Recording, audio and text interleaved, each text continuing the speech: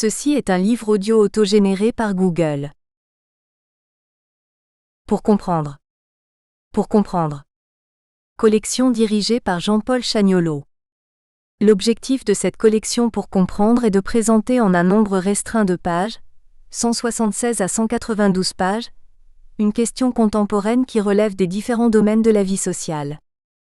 L'idée étant de donner une synthèse du sujet tout en offrant au lecteur les moyens d'aller plus loin, notamment par une bibliographie sélectionnée. Cette collection est dirigée par un comité éditorial composé de professeurs d'université, de différentes disciplines. Ils ont pour tâche de choisir les thèmes qui feront l'objet de ces publications et de solliciter les spécialistes susceptibles, dans un langage simple et clair, de faire des synthèses. Le comité éditorial est composé de Maggie Albet, Jean-Paul Chagnolot, Dominique Chateau, Jacques Fontanelle, Gérard Marcoux, Pierre Muller, Bruno Péquignot, Denis Rolland. Dernière parution. Walter Amedzro Saint-Hilaire, Fondements et méthodes en gestion appliquée, 2014. Jean-Marie Gillig, Histoire de l'école laïque en France, 2014. Jean-Baptiste Essahu, Les élections présidentielles aux États-Unis, 2014. Gérard Petitpré, Les 30 glorieuses de la Ve République, 1958 à 1988, 2014. Xavier Bollot, Les 3 réalités. Physique, perçue, représentée ici, maintenant, évolution 2014. Alain Dulot, Ce que penser veut dire. Essai 2013. Claude-Michel Viry, Guide historique des classifications de savoir, 2013. Mexan Loubassounganga, L'immigré et la gestion du patrimoine, 2013. André Mesin, De Smith à Marx, Deux approches du capitalisme, 2013. Xavier Bollot, Comment représenter l'action. Le bonheur d'appliquer les sciences de la vie aux arts du vivant, 2012. Thomas Seguin, Le postmodernisme. Une utopie moderne, 2012. Nicolas Balthazar, La place des salariés dans l'entreprise de demain. Que cache la rationalisation des entreprises françaises, 2012. Denis Monruse, Les jeunes expliqués aux vieux, 2012. Gérard Pardini, Grands principes constitutionnels. Institution publique française, 2e édition, 2012. Bernardin Minko MVE, L'anthropologie, 2012. Georges Monsieur Chevalier, Système de santé. Clés et comparaisons internationales, nouvelle édition, 2011. Charles Kornreich, Une histoire des plaisirs humains, 2011. Jean-Jacques Thur, Les nouveaux défis démographiques, 7 milliards d'hommes déjà, 2011. Ira Janika Seresht, Kant et la possibilité des jugements synthétiques a priori, 2011. Adriana Neachu, Histoire de la philosophie ancienne et médiévale, 2011. Dédicace. Je dédie ce second volume de l'histoire de la Ve République au président et au Premier ministre, en fonction dans le passé ou dans le présent. Ce sont eux qui ont façonné cette histoire. Leur témoignage est essentiel pour la compréhension des événements qu'ils ont créés ou subis. Le lecteur est ainsi au cœur des événements. Les ouvrages qu'ils ont écrits ou qui ont été écrits sur eux méritaient d'être repris et cités dans cet ouvrage. Indispensable pour ce devoir de mémoire. Chapitre 1. Les événements marquants du second septennat du président François Mitterrand. La réélection du président Mitterrand. La France a connu sa première cohabitation de 1986 à 1988 et à l'approche de la présidentielle de 1988, nul ne sait si le président Mitterrand, élu en 1981, se représentera, mais en 1987, il atteint dans les sondages un taux de 59% de personnes satisfaites, un record.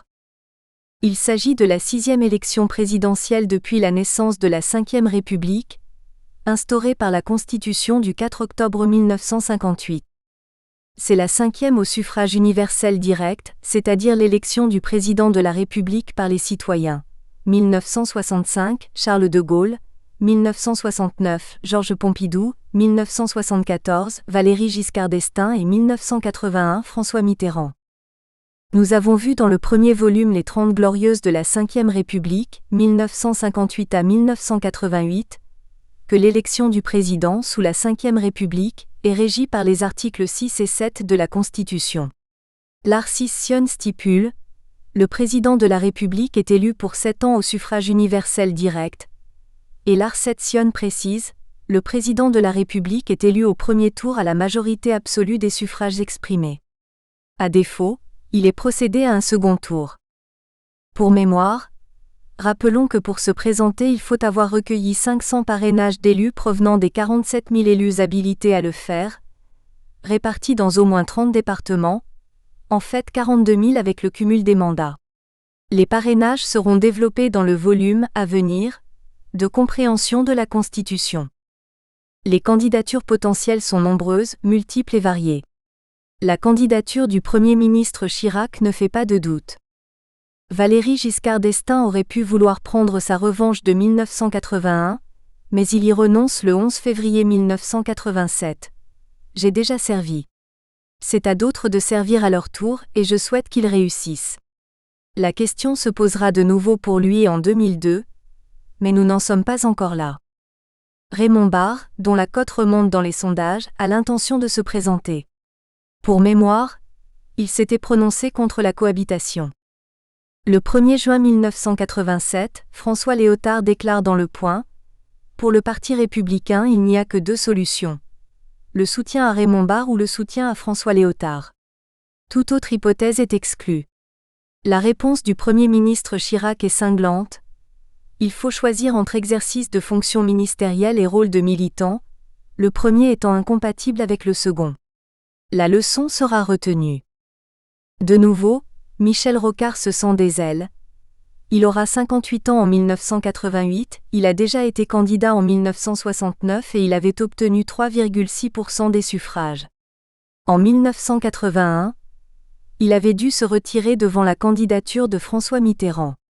Le 19 octobre 1987, de sa mairie de Conflans-Sainte-Honorine, Michel Rocard se déclare prêt à être candidat. Peu avant, le président Mitterrand lui aurait dit ne pas savoir s'il sera candidat et l'invite donc à s'avancer. Le candidat Rocard installe son QG de campagne près de l'Élysée, et il est convaincu que François Mitterrand ne se représente que pour l'empêcher d'être candidat, de vrais ennemis de 30 ans depuis la guerre d'Algérie. La question majeure est de savoir si le président Mitterrand va se représenter ou pas. Le 22 mars 1988, sur Antenne 2, le président Mitterrand annonce sa candidature en répondant aux questions d'Henri Sagnier. Monsieur le Président, ma première question est simple et directe à la fois, et quelque chose me dit que je serai le dernier journaliste de France et de Navarre à vous poser cette question. Êtes-vous à nouveau candidat à la présidence de la République ? Réponse oui. On peut savoir quand vous avez pris votre décision ? Réponse, je n'en sais rien moi-même. Au fond, pourquoi briguer un nouveau mandat, Monsieur le Président, j'allais dire, Monsieur le candidat ? Réponse du Président. Vous savez, depuis déjà quelques mois, j'ai beaucoup écouté les discours des uns et des autres, et dans tout ce bruit, j'aperçois un risque pour le pays de retomber dans les querelles et les divisions qui si souvent l'ont miné. Eh bien, je veux que la France soit unie et elle ne le sera pas si elle est prise en main par des esprits intolérants, par des partis qui veulent tout, par des clans, par des bandes. Je dis que la France ne sera pas unie non plus si des intérêts particuliers, égoïstes par nature, exercent leur domination sur le pays au risque de déchirer le tissu social, d'empêcher la cohésion sociale qui correspond à la cohésion nationale, nécessaire. Alors je dis, il faut la paix sociale, la paix civile. Propos très gaullistes, moi ou le chaos. Certains, comme Jacques Chirac le 20 mars 1988, en meeting, ont critiqué le fait que le président Mitterrand se déclare si tard, le 22 mars pour un premier tour de l'élection présidentielle le 24 avril. Ils oublient que le président de Gaulle avait fait mieux, en se déclarant le 4 novembre 1965, jour de la Saint-Charles, pour un premier tour le 5 décembre 1965. Selon Jacques Attali, la décision du président a été prise en décembre 1987, quand il lui a demandé de réserver des panneaux d'affichage. Le président est convaincu qu'il ne sera pas épargné, qu'il se présente ou non. Et d'ajouter également qu'il ne veut pas laisser la place à Rocard. Franchement, vous imaginez un face-à-face Barre-Rocard. Et d'ajouter, Rocard est trop fragile. Il ne battra jamais Chirac. Mitterrand. En avril 1988, le président Mitterrand adresse une lettre aux Français. Nous sommes loin des 101 propositions de 1981. En voici le début, vous le comprendrez. Je souhaite par cette lettre vous parler de la France. Je dois à votre confiance d'exercer depuis 7 ans la plus haute charge de la République.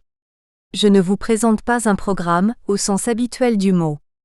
Je l'ai fait en 1981, quand j'étais à la tête du Parti socialiste.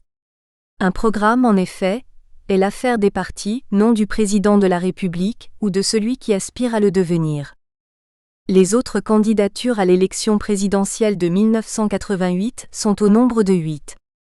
Arlette Laguiller, 48 ans, pour Lutte ouvrière, se présente pour la 3e fois. Elle a obtenu 2,33% en 1974 et 2,30% en 1981. Son immuable début de discours travailleuse, travailleur est devenu célèbre. Pierre Boussel, 68 ans, se présente sous l'étiquette pour un parti des travailleurs, PDT. André Lajoigny, 69 ans, pour le PCF. Il est président du groupe communiste à l'Assemblée nationale depuis 1981. Depuis la signature du programme commun, en 1972, le PCF ne cesse de reculer, 21,41% aux élections législatives de 1973, 9,68% à celles de 1986. À la présidentielle de 1969, Jacques Duclos avait obtenu 21,27%. En 1974, le PCF n'avait pas présenté de candidat et avait soutenu François Mitterrand dès le premier tour. En 1981, Georges Marchais avait obtenu 15,35% au premier tour. Pierre Juquin, 58 ans, est considéré comme le chef de file des rénovateurs au sein du PCF.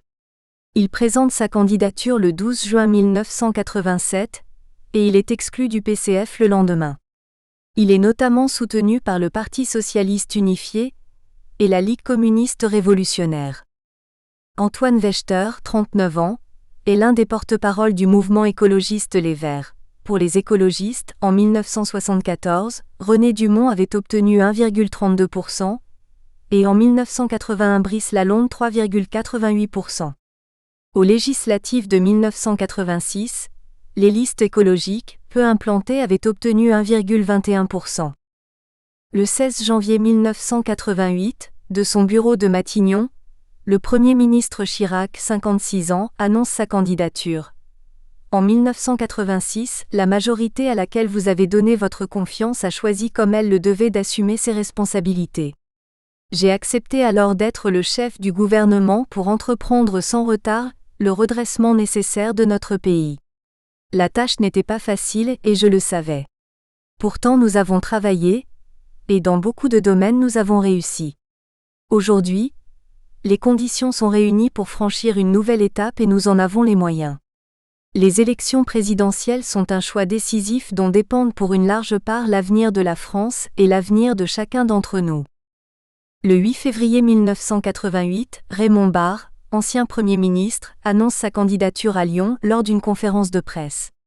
Mes chers compatriotes, depuis des années je vous rencontre, je vous écoute, je dialogue avec vous. Un lien s'est créé entre nous.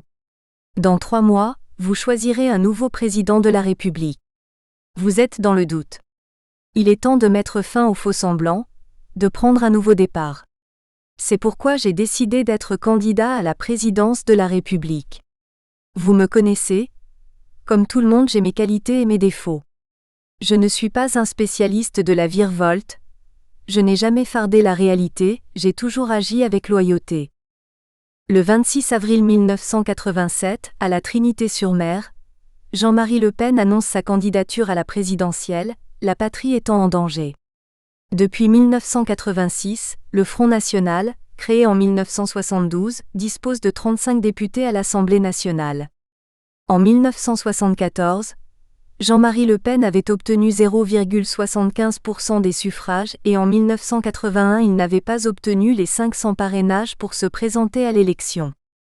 9 candidats s'affrontent donc et pour mémoire ils étaient 6 en 1965, 7 en 1969, 12 en 1974 et 10 en 1981.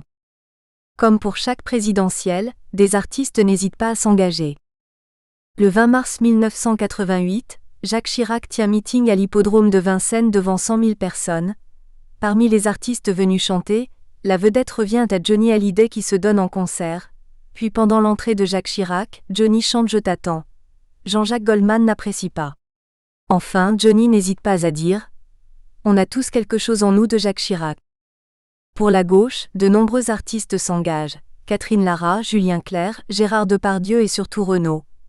D'une part, le 7 décembre 1987, il publie dans Le Matin de Paris une tribune. Tonton laisse pas béton. Surtout, il compose une chanson, Tonton, avec notamment ces mots. Il a son beau chapeau, il a son long manteau, il a son chien, le brave, le gros qui bave.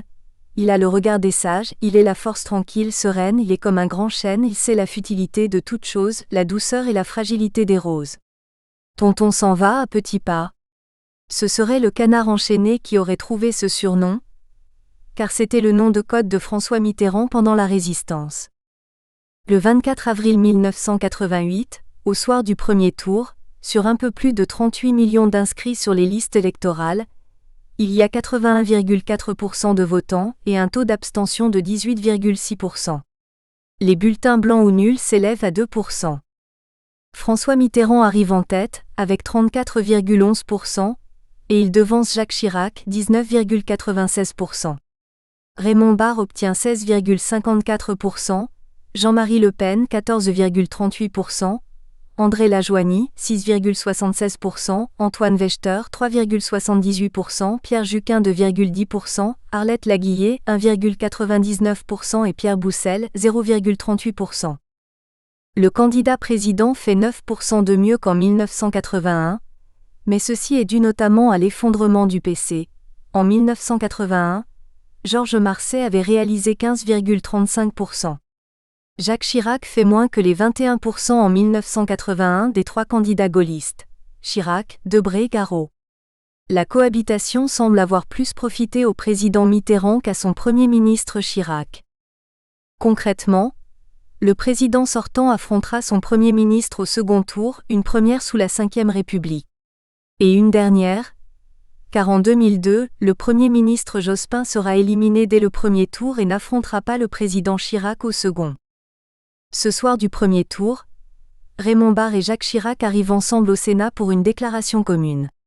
Raymond Barre lit sa déclaration. Jacques Chirac fera face le 8 mai prochain au candidat socialiste. Je lui offre tous mes vœux de succès. Je le soutiens dans son combat, et je demande à tous ceux qui ont voté pour moi de voter pour lui au second tour de l'élection présidentielle. En retour, Jacques Chirac répond à son concurrent du premier tour. Je voudrais exprimer toute ma reconnaissance pour le soutien qu'il veut bien m'apporter et lui exprimer mes sentiments d'estime et d'amitié. Le second tour d'une élection présidentielle se fait 14 jours plus tard, au lieu de 7 pour les autres élections. Entre les deux tours de l'élection présidentielle, Jacques Chirac se résigne à l'idée d'une rencontre secrète avec Jean-Marie Le Pen. Selon lui, il y aurait été poussé par Charles Pasqua et Édouard Balladur. Mais au cours de leur entretien, force est de constater que ni alliance ni appel ne sont possibles. Jacques Chirac est bien l'homme politique au rendez-vous secret, nombreux et variés, avec la CGT en 1968, avec François Mitterrand en novembre 1980 et avec Jean-Marie Le Pen, fin avril 1988. Le 28 avril 1988 a lieu le débat télévisé entre les deux candidats du second tour, le troisième depuis 1974. Les deux débatteurs sont très tendus, et la poignée de main est de circonstance. C'est le troisième débat pour François Mitterrand, après ceux qu'il eut avec Valéry Giscard d'Estaing en 1974 et 1981, et le premier débat pour Jacques Chirac. Il est intéressant de reprendre, mot à mot, un premier échange resté célèbre.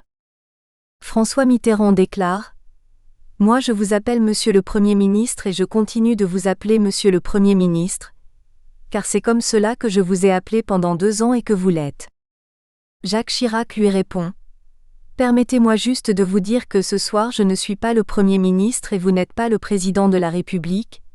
Nous sommes 2 candidats à égalité qui se soumettent au jugement des Français, le seul qui compte. Vous me permettrez donc de vous appeler Monsieur Mitterrand. » Et François Mitterrand de conclure : « Mais vous avez tout à fait raison Monsieur le Premier ministre. » Le débat s'échauffe à propos de l'affaire Gorgui.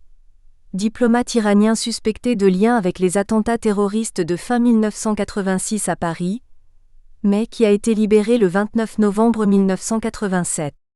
Jacques Chirac demande à François Mitterrand s'il peut réfuter sa version des choses en le regardant droit dans les yeux, et François Mitterrand lui répond : Dans les yeux, je la conteste. Dans ses mémoires, Jacques Chirac dit qu'à ce moment-là, François Mitterrand ne le regarde pas. Le 1er mai 1988, Jean-Marie Le Pen refuse de choisir entre le pire Mitterrand et le mal Chirac, mais il demande à ses électeurs que pas une voix n'aille au pire. Le 2 mai 1988, dans Valeurs actuelles, Charles Pasqua déclare : Il y a sûrement au Front National quelques extrémistes, mais sur l'essentiel ils se réclament des mêmes préoccupations, des mêmes valeurs que nous, seulement ils les expriment de façon plus brutale. Le vendredi 6 mai, François Mitterrand tient à Toulouse son dernier meeting et François Hollande y fera aussi son dernier meeting en 2012, Ville Rose oblige. Quid pour 2017 ? La ville ayant basculé à droite au municipal de 2014. Le président Mitterrand est devancé, dans son entrée, par les jeunes de la génération Mitterrand. Tout d'abord, il dresse un constat. Je sais bien que j'ai engagé l'ultime bataille politique qui me conduira pour les années qui viennent jusqu'au moment où ma tâche accomplie. Il me faudra désormais, si Dieu me prête vie, aider les autres à assurer la suite, la continuité de l'entreprise. Puis il remercie Lionel Jospin pour ses 7 années d'un bon et dur labeur, Pierre Mauroy, l'homme des fondations, Laurent Fabius, l'homme des éclosions, Michel Rocard, l'homme de tant de renouveau, Pierre Bérégovoy, qui à mes côtés a accompli des tâches souvent obscures et dures. Faut-il que je cite Édith Cresson ? Nous sommes en 1988 et 3 futurs premiers ministres sont cités, sans oublier les 2 de 1981 à 1984. Enfin, c'est la conclusion.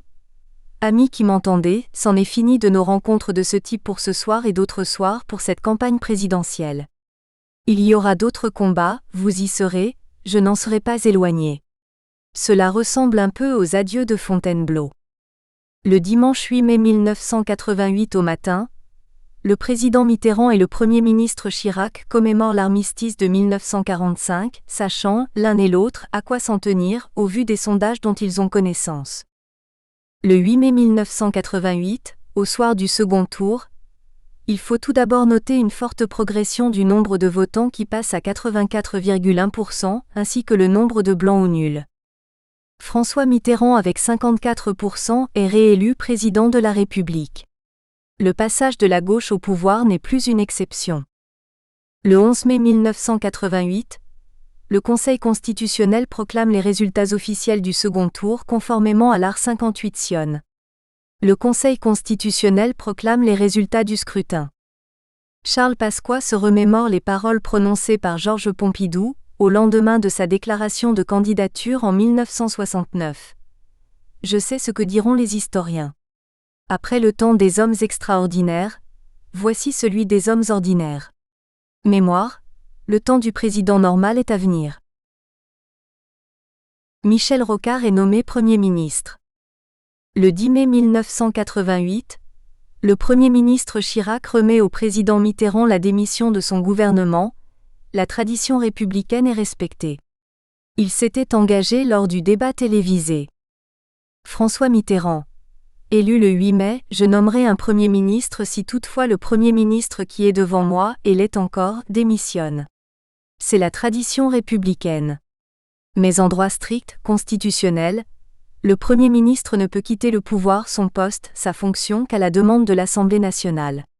On verra si la tradition républicaine est respectée. En tout cas, je m'en arrangerai. Jacques Chirac. Je tiens tout d'abord à vous rassurer, Monsieur Mitterrand, je respecterai la tradition républicaine, vous n'en doutez pas. Le soir du second tour, le 8 mai 1988, Patrick Poivre d'Arvor sur TF1 laisse entendre que Michel Rocard sera le prochain Premier ministre. La Constitution du 4 octobre 1958 précise dans son article 8 « Le président de la République nomme le Premier ministre ». Nous avons vu qu'en 1986, il ne l'avait pas choisi, car il avait dû respecter le suffrage des électeurs.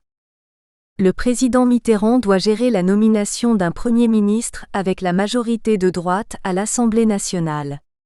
L'hypothèse Valéry Giscard d'Estaing est alors envisagée, mais circulent aussi les noms de Jacques Delors, alors président de la Commission européenne, de Jean-Louis Bianco, secrétaire général de l'Élysée, et de Pierre Bérégovoy. Selon Laurent Fabius, le président Mitterrand lui aurait confié le 3 mai 1988, avant le second tour, hésité entre Pierre Bérégovoy et Michel Rocard, pour qui il faudrait lever l'hypothèque. Lionel Jospin, premier secrétaire du PS, est parfois aussi cité, mais cela ne durera pas.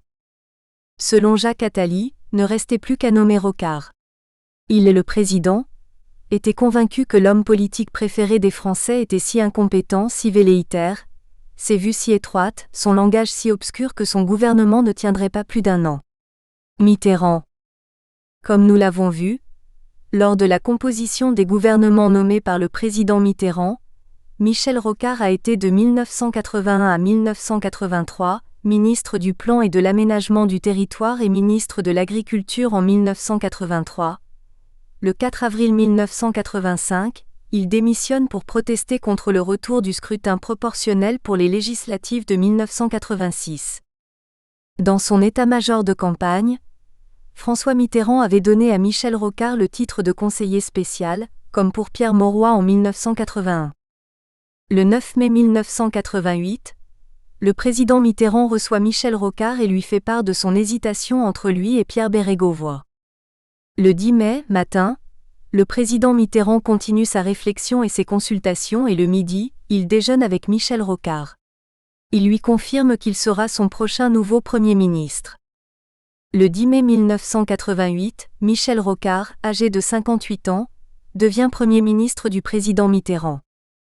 Il est le 10e Premier ministre de la Ve République, après Michel Debré puis Georges Pompidou, Maurice Couve de Murville, Jacques Chaban-Delmas suivi de Pierre Messmer, Jacques Chirac, Raymond Barre, Pierre Mauroy, Laurent Fabius et à nouveau Jacques Chirac, Premier ministre pour la seconde fois. À ce jour, seuls les 2 derniers de cette liste sont toujours en vie. Michel Rocard dans Si ça vous amuse, écrit qu'il fut surpris d'être nommé alors que leurs relations sont exécrables. Et il précise: avec François Mitterrand, nos désaccords étaient politiques, flagrants et massifs. Enfin bref, il était clair que nous nous entendions mal. Raphaël Baquet, L'enfer de Matignon. Selon Laurent Fabius, le président lui aurait dit qu'après avoir nommé Jacques Chirac, il pouvait bien nommer Michel Rocard. Pour Charles Pasqua, François Mitterrand reste fidèle à sa stratégie qui consiste à faire en sorte de mettre hors d'état de lui nuire ceux qui en seraient capables dans son propre camp.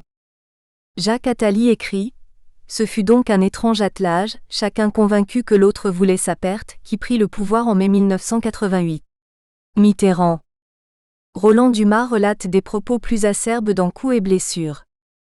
Le président et Michel Rocard s'entendaient fort mal, ce qui n'est pas une révélation.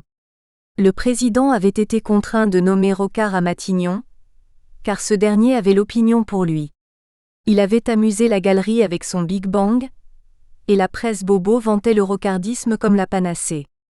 À ses visiteurs du soir à l'Élysée, le président avait pourtant confié: je vais le nommer à Matignon puisque les Français semblent en vouloir, mais dans 18 mois on verra au travers.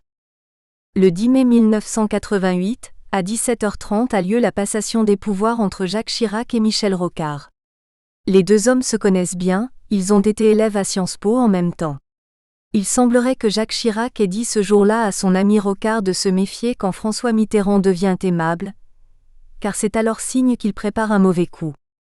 La composition du gouvernement sera principalement l'affaire du président, une fois de plus sous la Ve République. Dans Si ça vous amuse, Michel Rocard écrit: ma relation avec Mitterrand fait partie des plus mauvais rapports président-premier ministre de l'histoire. Il faut le savoir. La composition de mon gouvernement l'a d'emblée illustré. Il ne pourra en fait qu'approuver les choix du président, et il tentera de s'opposer aux nominations de Roland Dumas aux Affaires étrangères et de Pierre Arpaillange à la justice. En vain. Les membres du gouvernement Rocard sont nommés les 13 et 14 mai 1988, et le gouvernement comporte 41 membres. Il y a 4 ministres d'État. Lionel Jospin, Éducation nationale, Pierre Bérégovoy, Économie, Maurice Faure, Équipement et Logement, Roland Dumas, Affaires étrangères. Il y a 14 ministres, dont Pierre Joxe, Intérieur, Jean-Pierre Chevènement, Défense. Il y a 8 ministres délégués, et 15 secrétaires d'État. À noter 2 membres venant du Parti radical, Michel Durafour, ministre de la fonction publique, et Lionel Stoléru, secrétaire d'État en charge du plan, ainsi que Roger Bambuck, secrétaire d'État chargé des sports, ancien sprinter sur 100 et 200 mètres, et Émile Biazani, secrétaire d'État chargé des grands travaux. Sur 41 membres, il y a 6 femmes, une ministre Édith Cresson, 3 ministres délégués, Edwige Avis, Georgina Dufoy, Catherine Tasca et 2 secrétaires d'État, Véronique Neyertz et Catherine Trottmann. Le chiffre 6 est une constante pour ce qui concerne le nombre de femmes dans les gouvernements de la Ve République. Le 14 mai 1988, le président Mitterrand décide la dissolution de l'Assemblée nationale et le Premier ministre Rocard ne peut donc faire de déclaration de politique générale. L'investiture du président François Mitterrand. Le 21 mai 1988, l'investiture du président Mitterrand, réélu, n'a plus rien à voir avec le faste de 1981. La cérémonie se fait à l'Élysée où le nombre d'invités a diminué plus que de moitié, passant de 500 à 200, tout comme l'avait fait en 1965 le président de Gaulle réélu. L'investiture du président de la Ve République suit un rituel immuable depuis 1959. À 11h, l'huissier annonce l'arrivée du président Mitterrand sur l'air de la suite en ut majeur de Jean-Baptiste Lully, joué par l'orchestre de la Garde républicaine. Le président Mitterrand est entouré, dans la grande salle, du Premier ministre Rocard, du président du Sénat Poher et du président de l'Assemblée nationale Chaban-Delmas.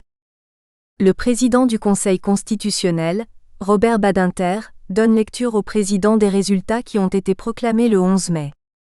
Le général André Briard, grand chancelier de la Légion d'honneur, présente au président le grand collier de l'ordre.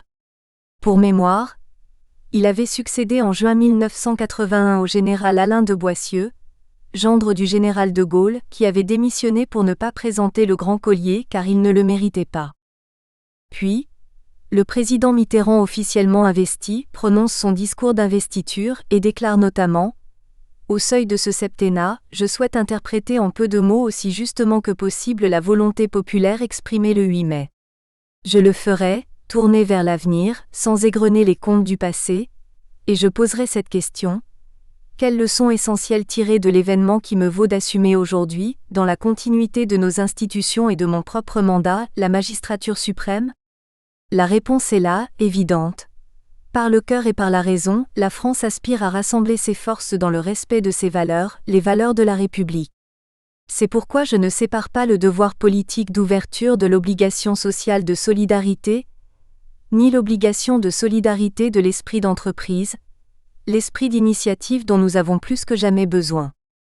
L'intégralité des discours d'investiture des présidents sera reprise dans le volume sur la compréhension de la Constitution, précité. Ensuite, le président, après une tape sur l'épaule de sa femme, Danielle Mitterrand, vêtue de rose, va saluer les personnes présentes, les membres et le président du Conseil constitutionnel, les anciens premiers ministres, Pierre Mauroy et Laurent Fabius, les membres du gouvernement Rocard, les autorités militaires et religieuses, dont le cardinal Lustiger qui s'était opposé à lui en 1984. Il salue aussi les membres de sa famille présents, notamment son frère, sa sœur, ses fils, ses invités personnels. Outre Marguerite Duras, Pierre Berger, Françoise Giroud, le commentateur annonce la présence de Gérard Depardieu. Ses collaborateurs à l'Élysée sont là aussi, notamment Jacques Attali, conseiller spécial ainsi que Jean-Louis Bianco, secrétaire général de l'Élysée. La cérémonie se termine dans le jardin de l'Élysée avec les honneurs militaires, rendus par la garde républicaine. Pendant que le président passe les troupes en revue, éclatent 21 coups de canon, tirés par des chars sur l'esplanade des Invalides. Rituel habituel. Le président Mitterrand, âgé de 72 ans, commence officiellement son second septennat. Le président de Gaulle en avait 75, lorsqu'il a commencé en 1965 son second septennat. Ils termineront tous les deux à 79 ans leur mandat, contre 75 ans pour le président Chirac. La biographie du président Mitterrand est dans le volume précédent. La dissolution de l'Assemblée nationale. Le président Mitterrand, réélu, est confronté à une Assemblée nationale, de droite, élue en 1986. Il se retrouve dans la même situation qu'en 1981, où il avait alors décidé de dissoudre l'Assemblée. Le 26 avril 1988, lors du débat de l'entre-deux-tours avec Jacques Chirac, Michel Cotta pose aux deux concurrents le problème de la dissolution de l'Assemblée nationale. François Mitterrand est très clair à ce sujet. Quand j'aurai la possibilité de nommer un Premier ministre, je le nommerai, le plus tôt sera le mieux pour respecter la volonté des Français et je le chargerai de nommer un gouvernement, sans m'occuper davantage de l'Assemblée nationale qui fera ce qu'elle voudra.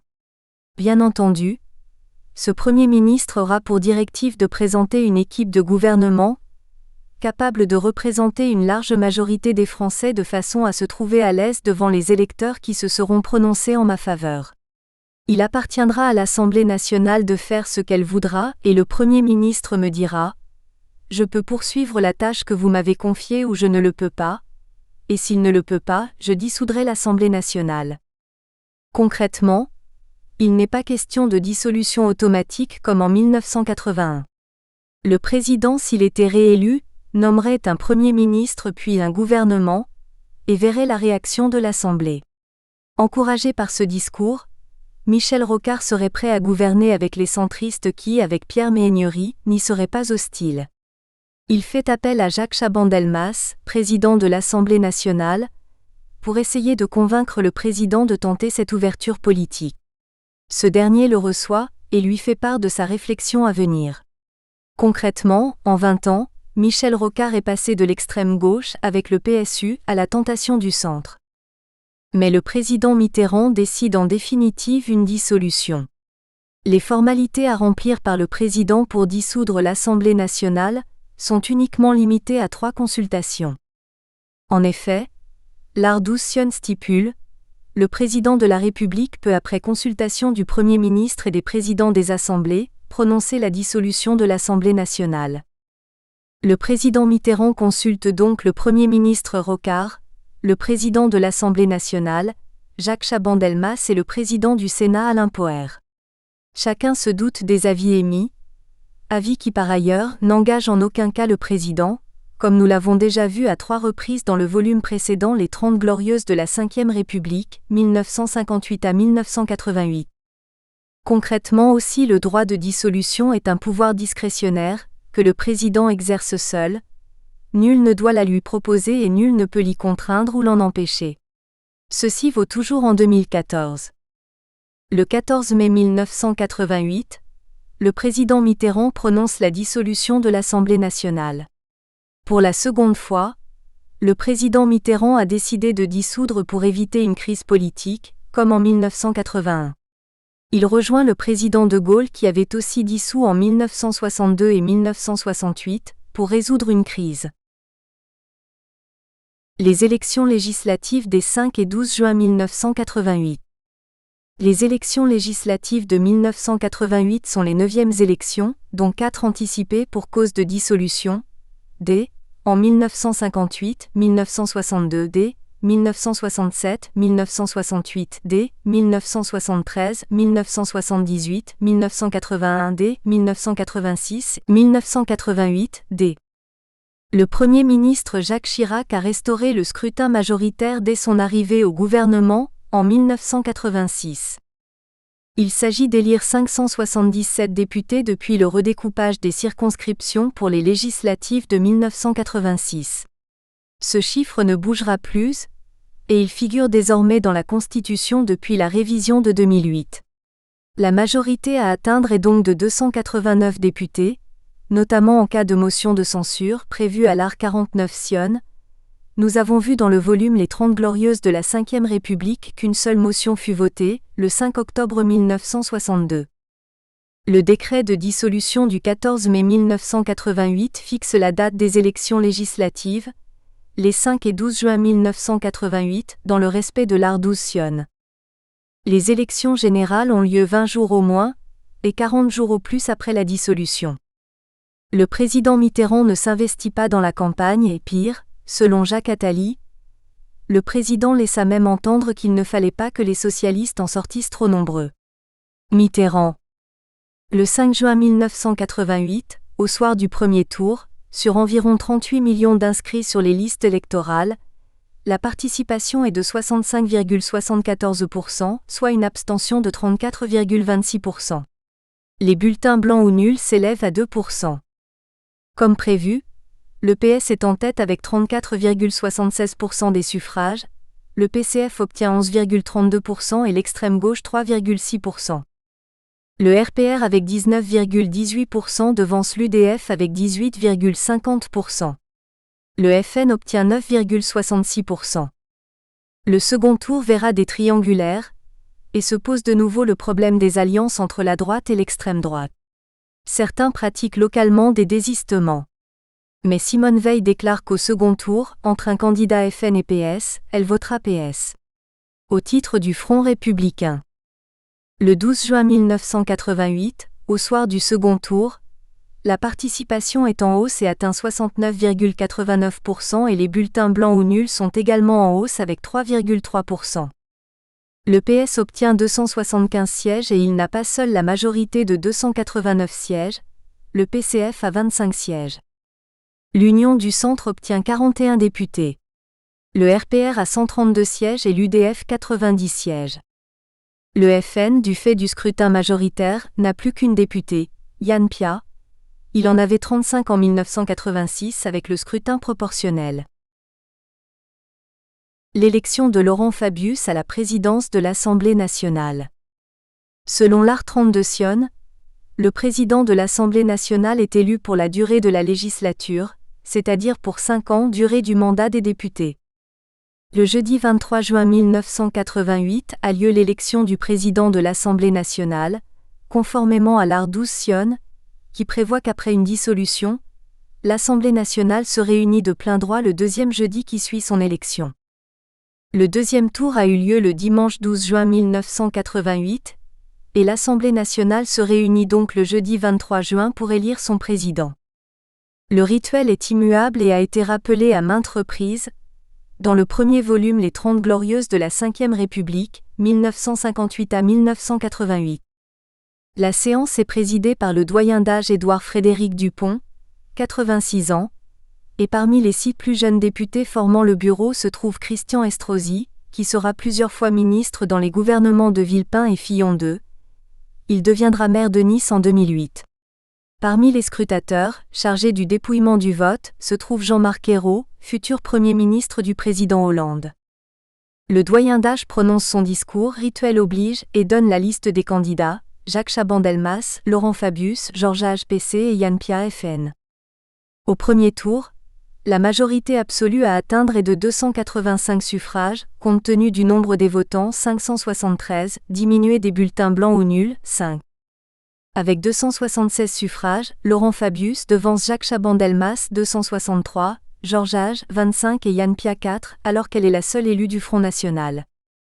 La majorité de 285 suffrages n'est pas atteinte et un second tour a lieu, pour lequel Georges Hage et Yann Pia se retirent. Au second tour, la majorité absolue à atteindre est de 285 suffrages, compte tenu du nombre des votants 569, ni bulletin blanc ni nul. Laurent Fabius avec 301 suffrages devance Jacques Chaban-Delmas, 268. Ayant obtenu la majorité absolue des suffrages, le président de séance le déclare élu. Laurent Fabius, 42 ans, devient le 5e président de l'Assemblée nationale. Il succède à Jacques Chaban-Delmas, Achille Peretti, Edgar Faure et Louis Mermaz. Lorsqu'il deviendra premier secrétaire du Parti socialiste, en janvier 1992, il sera remplacé par Henri Emmanuelli, élu à ce poste par l'Assemblée nationale. Laurent Fabius écrit dans Les blessures de la vie : le scrutin pour la présidence de l'Assemblée ne fut pas de tout repos. Finalement, la logique, la discipline, la raison l'emportèrent. Le président de l'Assemblée nationale, 4e personnage de l'État, dispose d'une magistrature d'influence. Cela suppose de sa part le choix d'un certain ton, d'un certain style, évitant la bave aux lèvres et l'injure permanente. Je ne fus pas menacé de ces mots. Selon Jacques Attali, le président Mitterrand lui aurait dit qu'à côté de la haine entre Laurent Fabius et Lionel Jospin, son opposition à Michel Rocard était de la gnognotte, le tout entre camarades. Surtout, Il cite une formule de François Mitterrand à propos de Laurent Fabius que d'aucuns présentent comme son fils spirituel: en politique, on n'a jamais d'enfants. Des amis, rarement. Des disciples, pas longtemps. Mais une filiation naturelle, ça non, Mitterrand. Michel Rocard est reconduit dans ses fonctions. Le 22 juin 1988, après les législatives et conformément à la tradition républicaine, le Premier ministre Rocard remet la démission de son gouvernement au président Mitterrand. Pour rappel, ceci n'est pas inscrit dans la Constitution du 4 octobre 1958. Le 23 juin, le président reconduit Michel Rocard dans ses fonctions de Premier ministre. Le Premier ministre est partisan de l'ouverture aux autres partis politiques et à la société civile. Mais le président fixe les règles du jeu dont il définit les limites. L'ouverture du gouvernement devra être grande à l'égard des hommes comme des idées, compatible avec la direction générale de mes options présidentielles. Le 10e Premier ministre de la Ve République va former son 2e gouvernement et 20e gouvernement de la Ve République, repère mnémotechnique oblige. Le 25 juin 1988 est annoncée la composition du gouvernement Rocard II. C'est le plus important gouvernement depuis le début de la Ve République, 49 membres, 21 ministres, 11 ministres délégués et 17 secrétaires d'État. Le PS n'a plus que la moitié des ministres. Ce gouvernement comporte 4 ministres d'État: Lionel Jospin Éducation, Pierre Bérégovoy Économie et Finances, Maurice Faure Équipement et Logement, Roland Dumas Affaires étrangères. Les titulaires des postes ministériels importants conservent leurs fonctions. Des personnalités politiques de l'UDF font leur entrée: Jean-Pierre Soisson, Jean-Marie Roche, Hélène Dorlac, rejoint en 1990 par Bruno Durieux, un proche de Raymond Barre. Au titre de la société civile, arrivée de Roger Fauroux, Alain Decaux, Théo Braun, Gérard Renon et surtout Gérard Schwarzenberg, cancérologue réputé. Sur 49 membres du gouvernement, encore et uniquement 6 femmes: Édith Cresson, Edwige Avis, Catherine Tasca, Hélène Dorlac, Michel André, Véronique Neyertz. Le 29 juin 1988, le Premier ministre Rocard lit une déclaration de politique générale à l'Assemblée nationale et il déclare notamment: L'espoir, c'est aussi permettre à ceux qui sont les plus durement frappés, que notre société laisse partir à la dérive, que la marginalité guette, d'avoir droit à une deuxième chance. Tel est le sens profond du revenu minimum d'insertion. Le financement du revenu minimum d'insertion sera assuré pour partie par le rétablissement d'un impôt sur la fortune. Chérir la liberté de cette manière-là, c'est autour des thèmes que je vous ai proposés: la réconciliation, la solidarité, les chemins de l'avenir, construire un nouvel espoir pour que vivent les Français et pour que vive la France. Cette déclaration est suivie d'un débat, mais non d'un vote. En effet, faute de majorité absolue à l'Assemblée nationale, le Premier ministre ne se risque pas à engager la responsabilité de son gouvernement. Le gouvernement Rocard II sera modifié à maintes reprises, et notamment le 8 juillet 1988, pour avoir proposé le dépistage automatique du sida pendant les grossesses des femmes et la légalisation des drogues sous le contrôle de l'État, Léon Schwarzenberg est contraint à la démission de son poste de ministre délégué à la Santé. Le précédent record de brièveté ministérielle de Jean-Jacques Servan-Schreiber de 1974 est battu. Le 22 février 1989, Michel Durafour, ministre de la Fonction publique, est promu ministre d'État et Michel Delebarre remplace au ministère de l'Équipement et du Logement Maurice Faure, nommé au Conseil constitutionnel.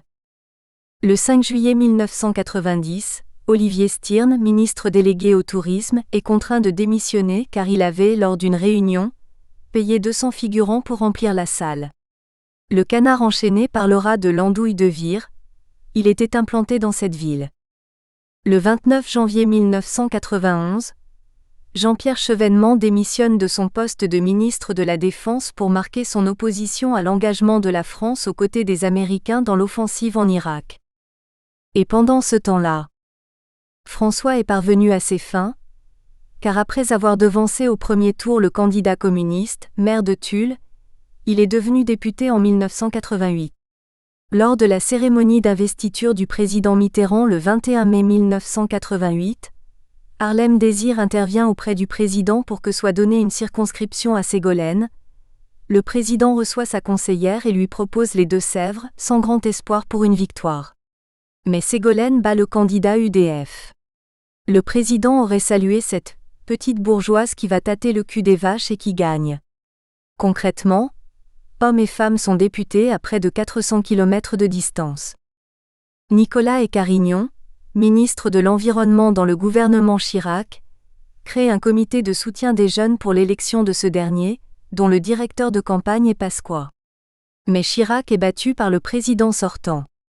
Aux législatives, le candidat de Chirac pour la circonscription de Neuilly est Florence Darcourt, ex-suppléante de Peretti. Mais c'était sans compter sur la volonté de Nicolas, qui avertit Chirac qu'il va se présenter et Pasqua qui lui laisse son poste de conseiller général s'il est élu député. Nicolas, investi par le RPR, est élu et Pasqua deviendra conseiller général puis président du Conseil général des Hauts-de-Seine. Concrètement, en juin 1988, François, Nicolas et Ségolène entrent en même temps à l'Assemblée nationale. Les élections européennes du 15 juin 1989 et la vie politique française.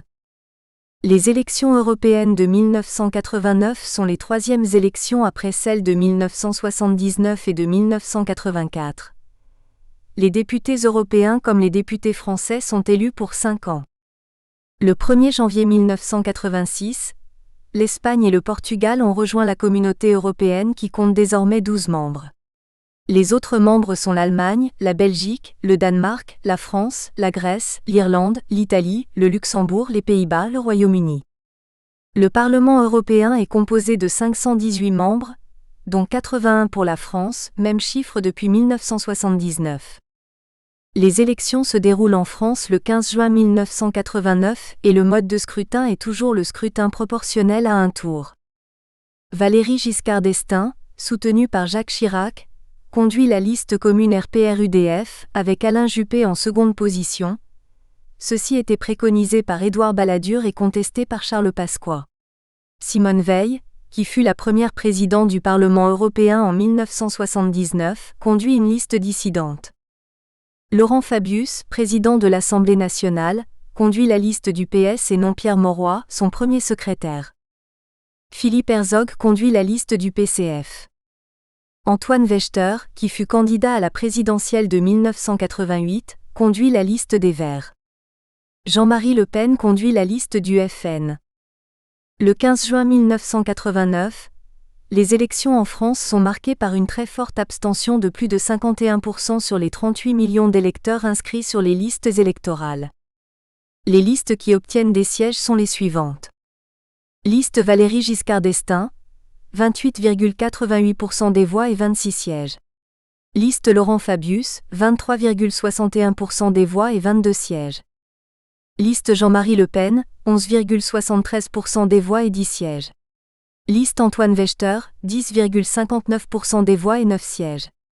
Liste Simone Veil, 8,43% des voix et 7 sièges. Liste Philippe Herzog, 7,72% et 7 sièges. Liste n'ayant pas franchi la barre des 5% pour obtenir des sièges. Chasse Pêche Nature Tradition André Gousta, 4,13%. Lutte ouvrière, Arlette Laguiller, 1,43%. Écologiste, Arlette Alessandri, 1,04%. 5 autres listes n'atteignent pas 1% des suffrages exprimés. 19 femmes entrent au Parlement européen qui sera présidé par Enrique Barón Crespo, socialiste espagnol, pour un mandat de 2 ans et demi, pratique depuis 1979. Et pendant ce temps-là, François est déçu de ne pas avoir eu de portefeuille ministériel dans le gouvernement Rocard, mais il est secrétaire de la Commission des Finances et rapporteur du budget de la Défense. Au congrès de Rennes de 1990, c'est la guerre ouverte entre les éléphants du PS, Jospin, Fabius, candidat de l'Élysée, et Rocard. François soutient Jospin, mais c'est Mauroy qui est réélu, ce qu'aurait mal apprécié le président. Rien ne va plus entre François et son mentor politique. Nicolas a été réélu, au municipal de 1989, maire de Neuilly et Chirac de Paris. Il s'est rapproché de Balladur et souhaite travailler avec lui. Balladur part rencontrer les fédérations du RPR avec Nicolas et un autre Nicolas, Bazir, énarque de 31 ans. L'objectif est Matignon en 1993, après les législatives que la droite espère gagner. Nicolas a intégré la famille Chirac, et il est devenu très proche de Claude. Il participe chaque lundi matin aux réunions de Chirac à la mairie de Paris. Le maire du Palais de Paris n'est pas un roi fainéant. Concrètement, Nicolas est au mieux avec Balladur, Chirac et Giscard d'Estaing. La démission du Premier ministre Michel Rocard. Le Premier ministre est très réaliste sur sa position éphémère de Premier ministre, le bail le plus court, selon lui. Le président, nous l'avons vu, avait prédit un effondrement rapide de son Premier ministre. Or non seulement il tient bon, mais sa cote de popularité est intacte et parfois même elle est supérieure à celle du président. Son éviction s'imposait donc, crime de lèse-majesté oblige. Le Premier ministre a vu arriver le boulet de sa démission dès 1990, mais il est sauvé par le conflit avec Saddam Hussein, car la France est en guerre aux côtés des Américains. Jacques Attali confirme qu'à partir de la fin de 1990, l'obsession du président était de faire partir Michel Rocard et de faire éventuellement revenir Laurent Fabius. Le 14 mai 1991, Jacques Séguéla annonce sur Europe 1 que le départ du Premier ministre est imminent. Jacques Séguéla, l'homme qui s'est murmuré à l'oreille des présidents Mitterrand et Sarkozy. La Constitution du 4 octobre 1958 ne prévoit qu'un cas de démission obligatoire du Premier ministre, le vote d'une motion de censure. L'art 50 stipule: lorsque l'Assemblée nationale adopte une motion de censure, le Premier ministre doit remettre au Président de la République la démission du gouvernement. En effet, la 5e est un régime parlementaire en droit. Dans les faits, il se présidentialise et ceci explique les démissions contraintes de Premier ministre. Le 15 mai 1991, avant le Conseil des ministres, le Premier ministre demande au président d'accepter un remaniement ministériel afin de relancer l'action de son gouvernement. Le président lui répond que s'il faut changer, il faut tout changer. En clair, changer de Premier ministre aussi. Un peu ce qu'avait répondu le président Pompidou à son Premier ministre Chaban-Delmas en 1969. Mais pire cette fois-ci, car le président lui demande de lui remettre la démission de son gouvernement à l'issue du Conseil. Concrètement, le Premier ministre est viré sans préavis. Et le président... Nous espérons que vous avez apprécié cet aperçu. Pour continuer à écouter ce livre audio sur Google Play Livres, utilisez le lien dans la description de la vidéo.